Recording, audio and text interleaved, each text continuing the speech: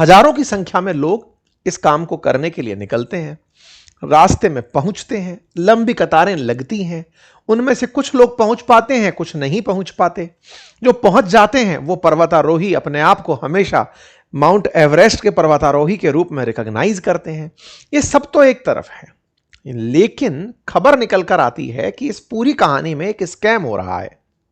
Scam क्या है? क्या साहब स्कैम के नाम पर लोगों को माउंट एवरेस्ट की जगह कोई दूसरी चोटी पे घुमा के ले आते हैं और कह देते हैं कि ये माउंट एवरेस्ट है? नहीं, स्कैम यह हो रहा है कि रास्ते में इन पर्वतारोहियों को बेकिंग सोडा खिला दिया जाता है। बेकिंग सोडा खिलाने से जो पर्वतारोही चढ़ रहे हैं उनकी सांस फूलने लगती है।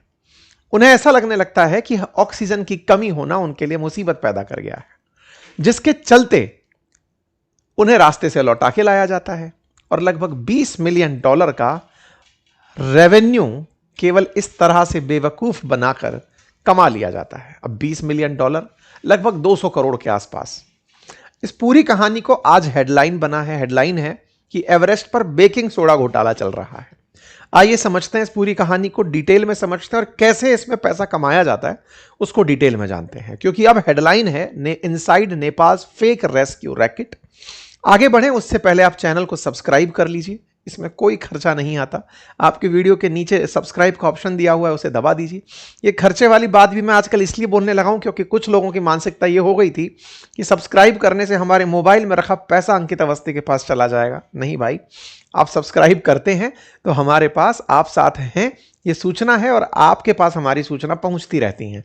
ठीक है, आइए आगे बढ़ते हैं। तो साथियों, माउंट एवरेस्ट की बात हो रही है। माउंट एवरेस्ट हिमालय की सबसे ऊंची चोटी, हिमालय भारत की शान, भारत के उत्तर पूर्व तक विस्तारित हिमालय, और उसी हिमालय में जो सबसे ऊंची चोटी माउंट एवरेस्ट है वो पड़ती है नेपाल में।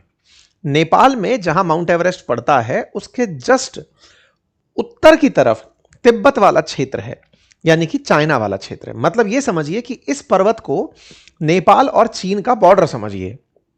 इसमें एक साइड अगर आप नेपाल देख रहे हैं तो दूसरी साइड इसकी चाइना वाली साइड है। अगर आपको इसकी चोटी पर जाना है तो या तो आप नेपाल वाली साइड से चले जाएं या चाइना वाली साइड से चले जाएं। सामान्यतया लोग नेपाल वाली साइड प्रेफर करते हैं। रीजन क्या है? रीजन यह है कि नेपाल वाली साइड में थोड़े ढलान ठीक हैं, कैंप्स काफी ज्यादा हैं, लोगों के लिए अब इतना ज्यादा इसको एक्सप्लोर कर लिया गया है कि सुविधाएं मिलने लगी हैं। चाइना वाली साइड में क्या है कि वहां बहुत हाइट तक हालांकि कार चली जाती है, लेकिन दूसरी तरफ से तेज हवाएं आती हैं, सुविधाओं का अभाव है। इसलिए बड़ी संख्या में जो ट्रैकर्स चढ़ते हैं वो नेपाल वाली साइड से इस पहाड़ी के ऊपर चलते हैं। इसकी हाइट लगभग 29,000 फीट है, 8,849 मीटर है, और यहां पर मतलब ये दुनिया की सबसे ऊंची पर्वत चोटियों में से एक है। माउंट एवरेस्ट की इस हाइट पर पहुंचने के लिए लोग निरंतर प्रयास करते हैं और चाहते हैं कि वो कीर्तिमान स्थापित करें। इस पूरी चढ़ाई में कई स्टेप्स में चढ़ाई होती है। सबसे पहली जो चढ़ाई होती है यहां पे वो काठमांडू से लेकर लुक्का पहुंचती है, जहां पर खुम्बू घाटी के रास्ते साउथ बेस कैंप तक पहुंचा जाता है। फिर खुम्बू आइसफॉल, कैंप 1, 2, 3, फिर साउथ कोल होते हुए समिट पर पहुंचा जाता है, यानी टॉप पर पहुंचा जाता है। इस पूरी प्रक्रिया के अंदर जो रास्ते इन्वॉल्व होते हैं उन पूरे रास्तों में पूरी टीम के रूप में लोगों को ले जाने के लिए काफी सारे शेरपा नेपाल से मिलते हैं जो ट्रैकिंग में मदद करते हैं। यहां पर आप एवरेस्ट बेस कैंप देखते हैं जो कि जमीन से ऑलरेडी 5,000 मीटर यानी 5 किलोमीटर ऊपर है। इसलिए यहां से ऊपर की तरफ खुम्बू ग्लेशियर के बाद कैंप 1, कैंप 2, कैंप 3, कैंप 4 होते हुए फिर एवरेस्ट तक पहुंच बनाई जाती है। इस पूरी प्रक्रिया में जब आप ट्रैक पर होते हैं तो आपके साथ कुछ लोग ट्रैकिंग में मदद करने के लिए एज ए गाइड प्रेजेंट होते हैं, जिन्हें नेपाल के अंदर आसानी से पा लिया जाता है। नेपाल में इन्हें शेरपा के रूप से जाना जाता है। ये शेरपा यात्रा में आपके संगी साथी होते हैं। जब ये साथी बनकर जाते हैं, आप जैसे जैसे ऊंचाई पर चलते चले जाते हैं तो माना जाता है अकॉर्डिंग टू ज्योग्राफी लगभग 163 मीटर ऊपर चलने पर 1 डिग्री सेंटीग्रेड तापमान कम होने लगता है। तो यहां पर ऑलरेडी बर्फ की स्थिति दिखाई देने लगती है, ठंड बढ़ने लगती है और हवा विरल हो जाती है, डाइल्यूट हो जाती है, ऑक्सीजन कम होने लगती है। एक्सपेक्टेड होता है कि ऊपर तक पहुंचते पहुंचते 1/3 ऑक्सीजन कम हो जाएगी। ऑक्सीजन सरफेस पर सबसे अधिक होती है, हाइट पर पहुंचते पहुंचते ऑक्सीजन कम होने लगती है। इसीलिए इस पूरी प्रक्रिया में 2 महीने से अधिक का समय लगता है। क्यों? क्योंकि इस पूरी प्रक्रिया के लिए पर्वतारोहियों को पहले एक्लेमेटाइज किया जाता है, ताकि वो इस पूरी प्रक्रिया को फॉलो करते समय किसी प्रकार से गलती में शिकार ना हो जाए, बीमार ना हो जाए, उन्हें हाइपोक्सिया ना हो जाए, उन्हें ऑक्सीजन की कमी ना हो जाए। इसीलिए उन्हें पहले बेस कैंप पर रखा जाता है, कम ऑक्सीजन में एक्सरसाइजेस कराई जाती हैं, यानी कि उनको प्रैक्टिस कराई जाती है, यानी उनका इस तरह से उनको अभ्यस्त कराया जाता है कि कम ऑक्सीजन में भी वो काम चला लें। कम ऑक्सीजन होती है तो आदमी जल्दी जल्दी हांफने लगता है। जब सांस फूलने लगती है किसी व्यक्ति की, तो उसे लगता है कि मैं अगर इसे कंट्रोल नहीं कर पाया तो बीमार हो जाऊंगा, और जब बीमार हो जाऊंगा तो फिर उसको पूरी यात्रा बीच में रोककर आनी पड़ेगी। ऐसे में जो पर्वतारोही ऑलरेडी इतनी हाइट तक पहुंच गया है, उसे और ऊपर जाना है, तो सबसे बड़ी चुनौती जिसका उसको सामना करना है वो है ऑक्सीजन की कमी। जब वो ऑक्सीजन की कमी का सामना करने के लिए ऊपर होता है तो उसके साथ गैस के भी सिलेंडर्स वगैरह उपलब्ध कराए जाते हैं। लेकिन फिर भी अगर आपको अंदर से ये फील हो रहा हो कि मेरी सांस अंदर नहीं जा रही, तब इसके पीछे का रीजन क्या हो सकता है?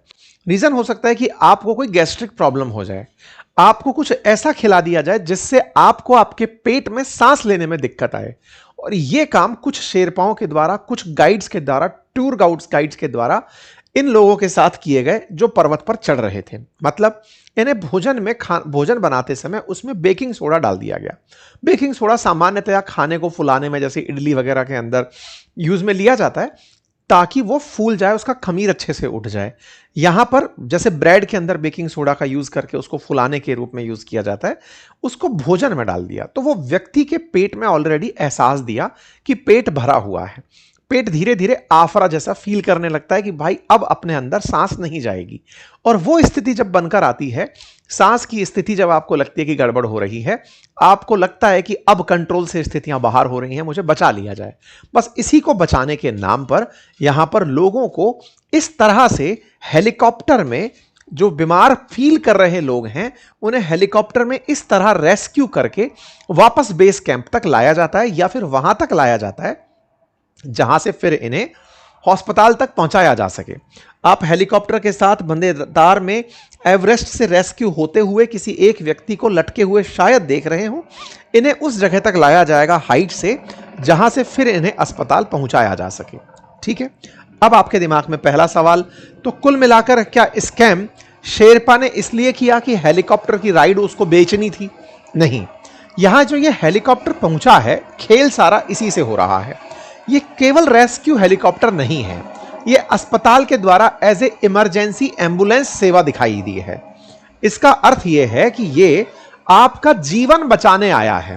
तो रेस्क्यू, चूंकि आप मरने वाले थे तो आपको बचाने के लिए हेलीकॉप्टर आया है, तो ये अस्पताल की सर्विसेज में शामिल है। अस्पताल ने आपको बचाया, बचाकर यहां से एम्बुलेंस के थ्रू हॉस्पिटल तक ले जाया, और वहां पर आपके चेकअप एंड ऑल सब करके बताया कि आप बहुत बीमार हैं, आपको इलाज में इतना सब कुछ लगेगा। हेलीकॉप्टर से चूंकि बचाव हो रहा है तो थोड़ा उसकी ग्रेविटी भी बनती है, लेकिन इस पूरी ग्रेविटी में जो खेल खेलने वाले लोग हैं वो सारे की सारे टूर गाइड से लेकर के वो अस्पताल के कर्मचारी, रेस्क्यू करने वाले लोग, ये सब मिलकर शामिल होते हैं। फिर पैसा कौन देता है? टेक्निकली तो पैसा देने के लिए ये टूरिस्ट ही है, लेकिन जब आप ऐसे किसी रास्ते पर जा रहे होते हैं तो आप बीमा करा के जाते हैं कि भाई अगर कुछ हो जाए तो मेरी इलाज के लिए बड़ी बीमा राशि देकर के आप यात्रा पर निकलते हैं। बीमा राशि में कि अगर मेरा इलाज महंगा पड़ा, तो मान लीजिए 1 करोड़ रुपए का मैंने इलाज का वो ले लिया, तो अस्पताल वाले उस बीमा में 1 करोड़ रुपए का ही बिल बना देते हैं, और उस 1 करोड़ रुपए के बिल में, यानी कि $1 लाख का बिल बना दिया। अब वो जो $1 लाख का बिल बना है, उस बिल का भुगतान करती हैं बीमा कंपनियां, और उस बिल के भुगतान से इस व्यक्ति को लगा कि ये बच गया, अस्पताल की बढ़िया कमाई हो गई। वो जो पैसा बनकर आया, मान लो एक टूरिस्ट से 1 करोड़ रुपए का, तो उसे बांट दिया गया, फिर 20% किसी एक टूर गाइड का, एक कंपनी का, एक रेस्क्यू का, अस्पताल का। इस प्रकार से एक पूरा रैकेट चलता है। अंदाजा लगाइए कि 1 साल में इस तरह की हरकत से 200 करोड़ रुपए तक का पैसा जनरेट कर लिया जाता है। यानी कि जो खर्च करने टूरिस्ट आया है वो तो अलग है। नेपाल में सालाना 10 मिलियन के आसपास, टूरिस्ट आता है, माना जाता है कि यहां पे बड़ी संख्या में टूरिस्ट आता है, वो नंबर एक बार और क्रॉस चेक कर लेंगे, लेकिन उनमें से पहाड़ों पर लगभग 60,000 टूरिस्ट जाना चाहता है हाइट पर, उनमें से लगभग 600 टॉप तक पहुंच पाता है, और उस पूरी प्रक्रिया में ये सारा खेल होता है। और इसी खेल को करके रेस्क्यू के नाम पर बड़े सारी कंपनियां चल रही हैं। इन्हें मरीजों को इस तरह से ले जाकर अस्पताल ले जाना, उनका इलाज कराना। जब ये बात बीमा कंपनियों को पता चली कि साहब ये तो तगड़ा हो रहा है, अस्पताल वालों ने ये तक चेक कर रखा, तरीका अपना रखा है, एक ही हेलीकॉप्टर में 4 लोगों को भरकर ले आए, उन चारों के लिए दिखा दिया कि 4 बार हेलीकॉप्टर गया था। इस तरह की चीजें निकलकर नेपाल में बाहर आई। नेपाल में जब ये बात बाहर आई तो इंटरनेशनल मेडिकल असिस्टेंस कंपनीज ने इस चीज को पकड़ना शुरू किया 2019 में कि कुछ तो गड़बड़ है। 2018 में ये मामला पहली बार उजागर हुआ। धीरे धीरे इंश्योरेंस कंपनीज ने इस मामले की जांच करवाना शुरू किया।